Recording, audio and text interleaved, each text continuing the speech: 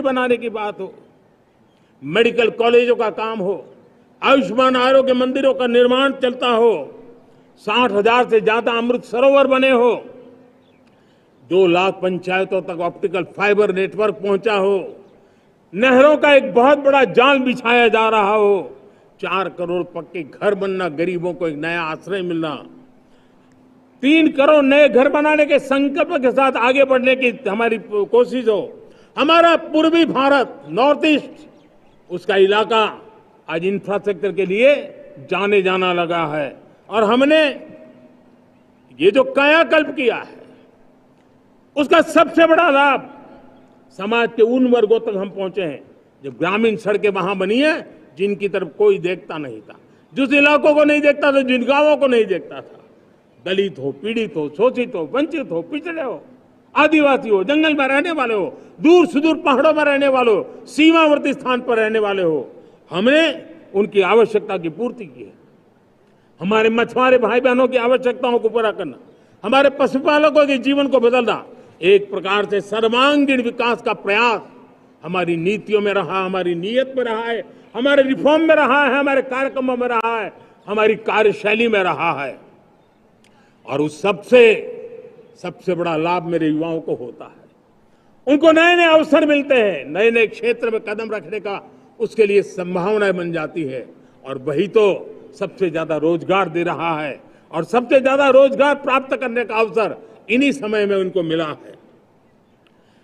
हमारा जो मध्यम वर्गीय परिवार है, मध्यम वर्गीय परिवार को क्वालिटी ऑफ लाइफ, वो स्वाभाविक उसकी अपेक्षा रहती है।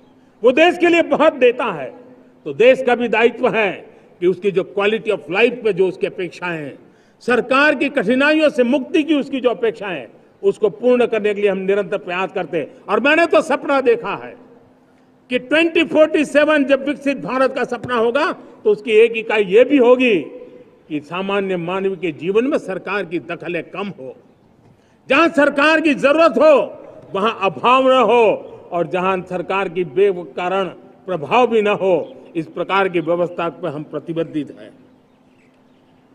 मेरे प्यारे देशवासियों, हम छोटी छोटी जरूरतों पर भी ध्यान देते हैं, हम छोटी छोटी आवश्यकताओं पर ध्यान देते हैं और उसको लेकर हम चलते हैं। चाहे हमारे गरीब का घर का चूल्हा जलता रहे, गरीब की मां को कभी आंसू पी करके सोना न पड़े, और इसके लिए मुफ्त इलाज की योजना हमारी चल रही है। बिजली, पानी, गैस अब सैचुरेशन के मूड पर है। और जब हम सैचुरेशन की बात करते हैं वो 100% होता है। जब सैचुरेशन होता है तो उसको जातिवाद का रंग नहीं लगता है। जब सैचुरेशन होता है तो उसमें पांथिकता का रंग नहीं लगता है। जब सैचुरेशन का मंत्र होता है तब सच्चे अर्थ में सबका साथ सबका विकास का मंत्र साकार होता है। लोगों के जीवन में सरकार की दखल कम हो, उस दिशा में हमने हजारों कंप्लायंसेस के लिए सरकार सामान्य मानवी पर बोझ डालती थी, उन सारे कंप्लायंसेस को दूर किया। हमने देशवासियों के लिए 1,500 से ज्यादा कानूनों को खत्म कर दिया ताकि कानूनों की जंजाल के अंदर देशवासियों को फंसना न पड़े।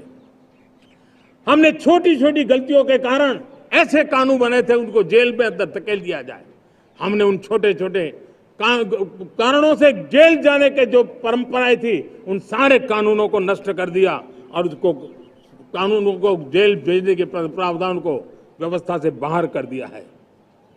आज हमने जो आजादी की विरासत के गर्व की बात हम जो करते हैं, सदियों से हमारे पास जो क्रिमिनल लॉ थे, आज हमने उसको नए क्रिमिनल लॉ, जिसको हमने न्याय संहिता के रूप में, और जिसके मूल में दंड नहीं पर नागरिक को न्याय, इस भाव को हमने प्रबल बनाया है।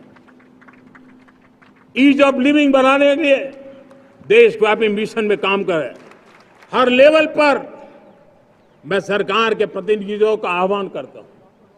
मैं जनप्रतिनिधि, वो किसी भी दल के क्यों न हो, किसी भी राज्य के क्यों न हो, सबसे आग्रह करता हूं कि हमने एक मिशन मोड में ईज ऑफ लिविंग के लिए कदम उठाने चाहिए। मैं हमारे युवाओं को, प्रोफेशनल्स को, सबको मैं कहना चाहता हूं, आप अपने स्थान पर जहां पर आपको छोटी छोटी दिक्कतें होती है, आप उसके सॉल्यूशन को लेकर के सरकार को चिट्ठी लिखते रहिए। सरकार को बताइए कि बिना कारण की कठिनाई आए उसको दूर करने से कोई नुकसान नहीं है।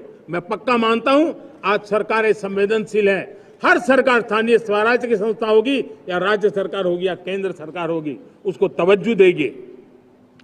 गवर्नेंस में रिफॉर्म्स, ये हमें विकसित भारत 2047 के सपने के लिए हमने उसको जोर लगा करके आगे बढ़ाना होगा, ताकि सामान्य मानवीय के जीवन में अवकाश ही अवकाश पैदा हो, रुकावटें खत्म ही खत्म होती चली जाए। नागरिकों का डिग्निटी ऑफ सिटीजन, नागरिकों के जीवन में सम्मान मिले। डिलीवरी के संबंध में कभी किसी को ये कहने की नौबत ना आया कि ये तो मेरा हक था कि मुझे मिला नहीं, उसको खोजना न पड़े। सरकार के गवर्नेंस में डिलीवरी सिस्टम को और मजबूती चाहिए।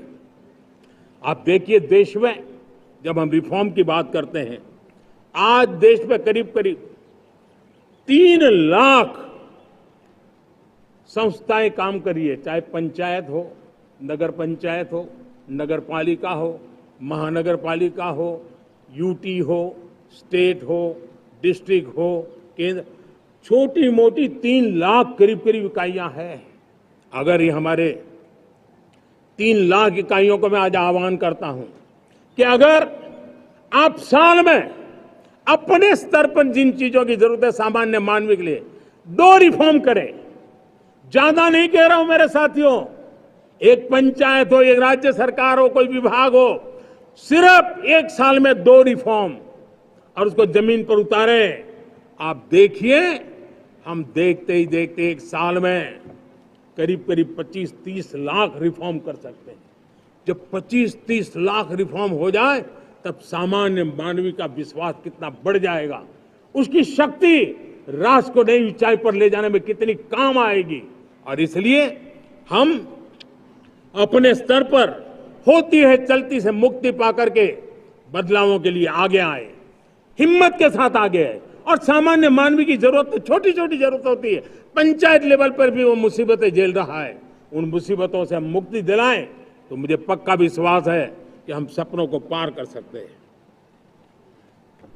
मेरे प्यारे देशवासियों, आज देश आकांक्षाओं से भरा हुआ है। हमारे देश का नौजवान नई सिद्धियों को चूमना चाहता है, नए नए शिखरों पर वो कदम रखना चाहता है।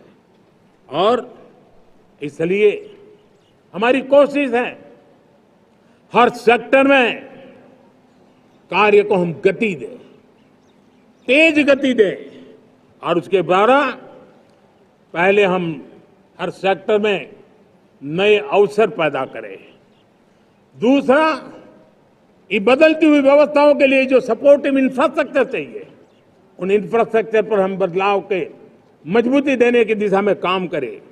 और तीसरी बात है, नागरिकों की मूलभूत सुविधाओं के विषय में हम प्राथमिकता दें, उसको बल दें।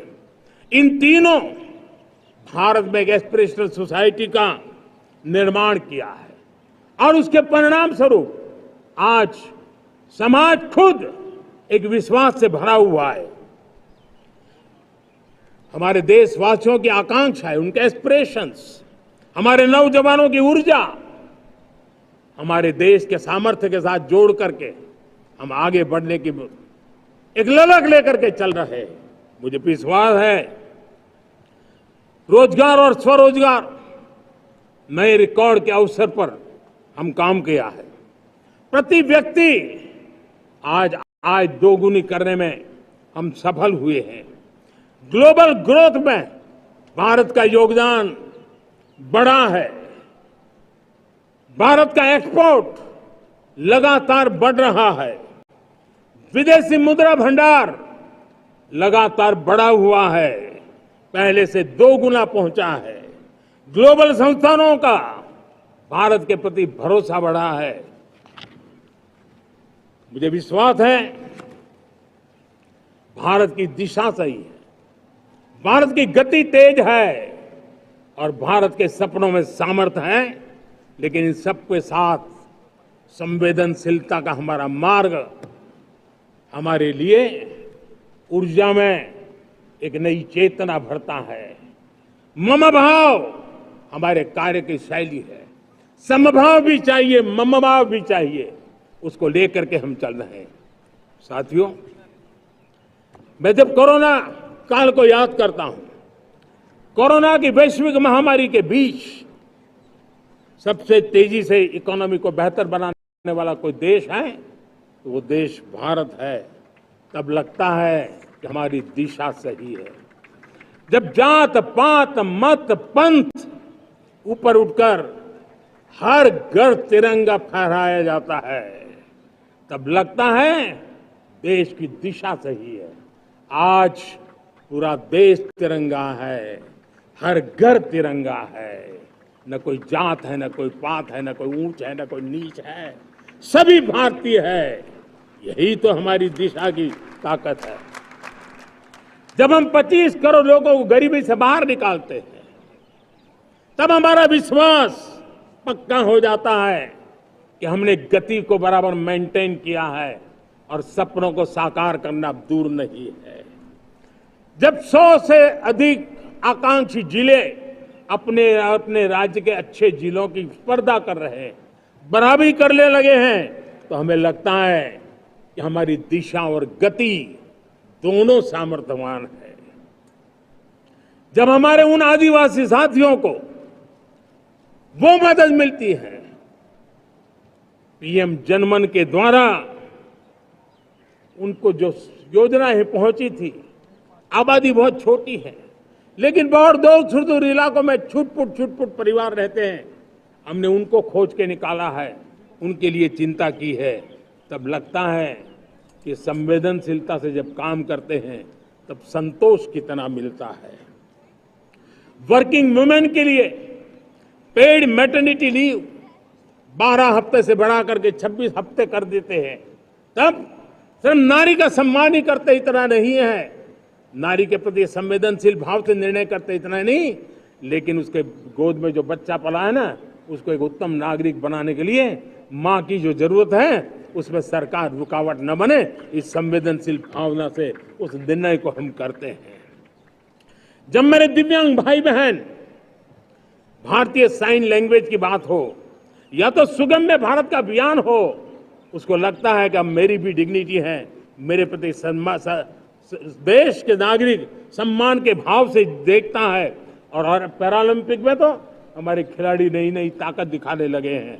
तब लगता है कि ये जो मेरा मम भाव है, हम सबका मम भाव है, उसकी ताकत नजर आती है। हमारे ट्रांसजेंडर समाज के प्रति हम जिस संवेदना के साथ निर्णय बना रहे हैं, हम नए नए कानून बना रहे हैं, उनको सम्मान का जीवन देने के लिए हम प्रयास कर रहे हैं, तब बदलाव की हमारी दिशा सही दिखता है।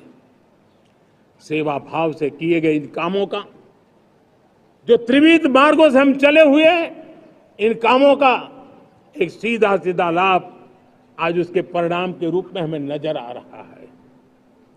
60 साल बाद लगातार तीसरी बार आपने हमें देश सेवा का मौका दिया है। मेरे 140 करोड़ देशवासी, आपने जो आशीर्वाद दिए हैं, उस आशीर्वाद में मेरे लिए एक ही संदेश है, जन जन की सेवा, हर परिवार की सेवा, हर क्षेत्र की सेवा, और सेवा भाव से समाज की शक्ति को साथ लेकर के विकास की नई ऊंचाइयों पर पहुंचना।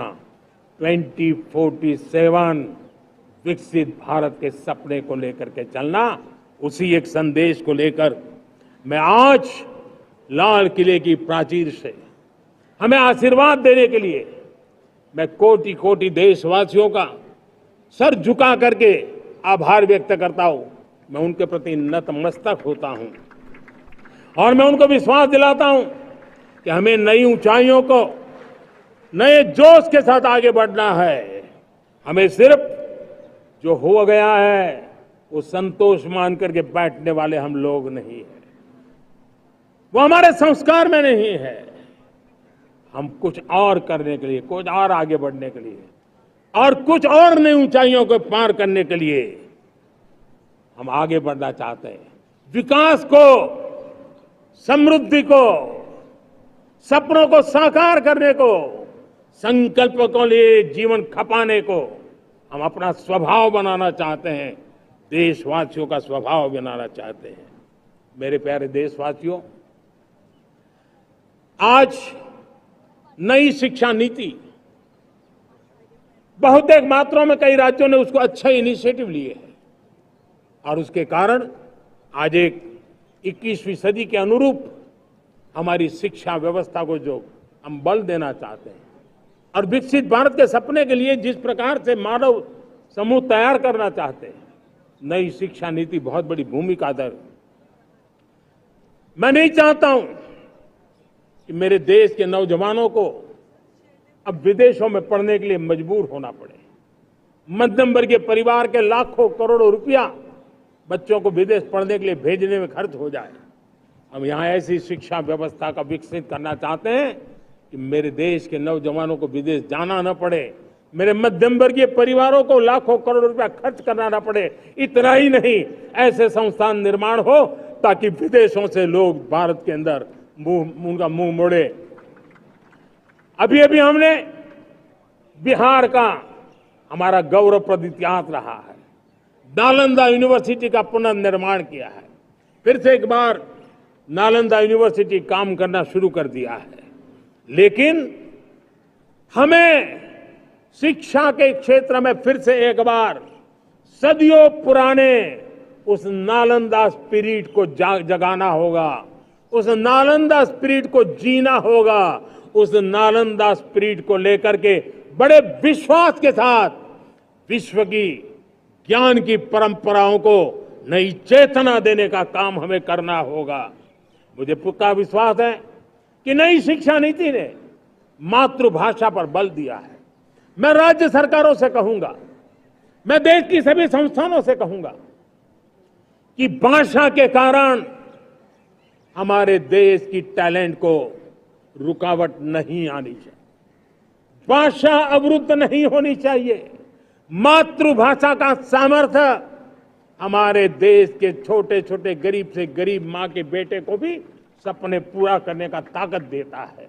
और इसलिए हमने हमारी मातृभाषा में पढ़ाई, जीवन में मातृभाषा का स्थान, परिवार में मातृभाषा का स्थान, उसकी ओर हमें बल देना होगा। मेरे प्यारे देशवासियों, जिस प्रकार से आज विश्व का बदलाव नजर आ रहा है और तब जाकर के स्किल का महत्व बहुत बढ़ गया है और हम स्किल को और नई एक ताकत देना चाहते हैं। हम इंडस्ट्री 4.0 को ध्यान में रख करके हम स्किल डेवलपमेंट चाहते हैं। हम जीवन के हर क्षेत्र में, हम एग्रीकल्चर सेक्टर में भी कैपेसिटी बिल्डिंग करके देने के लिए स्किल डेवलपमेंट चाहते हैं। हम तो हमारा सफाई का क्षेत्र हो, उसमें भी एक नए स्किल डेवलपमेंट की ओर बल देना चाहते हैं। और हम स्किल इंडिया प्रोग्राम को बहुत व्यापक रूप से इस बार लेकर के आए हैं। बजट में भी इसका बहुत बड़ा, इस बजट में इंटर्नशिप को भी हमने बल दिया है ताकि हमारे नौजवानों को एक एक्सपीरियंस मिले, उनकी कैपेसिटी बिल्डिंग हो और बाजार में उनका ताकत दिखाई दे। उस प्रकार से मैं स्किल युवाओं को तैयार करना चाहता हूं।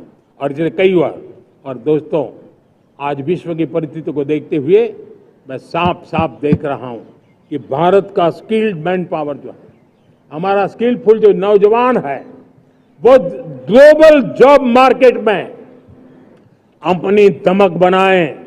हम उस सपने को लेकर के आगे चल रहे हैं।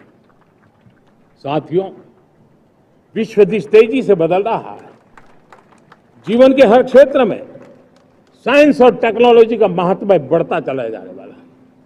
हमें साइंस को बहुत बढ़ देना की आवश्यकता